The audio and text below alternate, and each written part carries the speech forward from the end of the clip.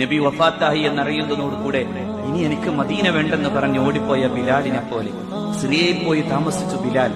മടങ്ങി വരാൻ പിന്നൊരിക്കൽ ഉമറിന്റെ കാലത്താണ് സയ്യിദുനാ ബിലാലിനോട് അള്ളാഹുവിന്റെ റസൂൽ സ്വപ്നത്തിലൂടെ വന്നിട്ട്, ബിലാൽ എന്തേ എന്നോട് ദേഷ്യമായോ എന്ന് ചോദിക്കുമ്പോ കരഞ്ഞു കലങ്ങി ഹൃദയം പിടച്ച് സിറിയയിൽ നിന്ന് നടന്നു വന്നു മഹാനായ ബിലാൽ അഷ്റഫുൽ ഖൽഖിന്റെ ചാരത്ത്.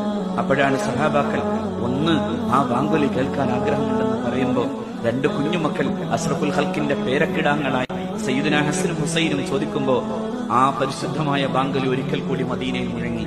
പക്ഷേ അഷ്ഹദു അന്ന മുഹമ്മദൻ എന്നേ മഹാനായ ബിലാലിന് പറഞ്ഞു തീർക്കാനായുള്ളൂ. അപ്പോഴേക്കും പൊട്ടിക്കരഞ്ഞ ബോധരഹിതനായി വീഴുന്ന ബിലാലിന്റെ ഇഷ്കിന്റെ മുമ്പിൽ മരണത്തിന്റെ അവസാനത്തെ സമയത്ത് ഭാര്യ കരയുമ്പോ മഹാനായ ബിലാൽ പറഞ്ഞു, എന്തിനാ കരയുന്നത്?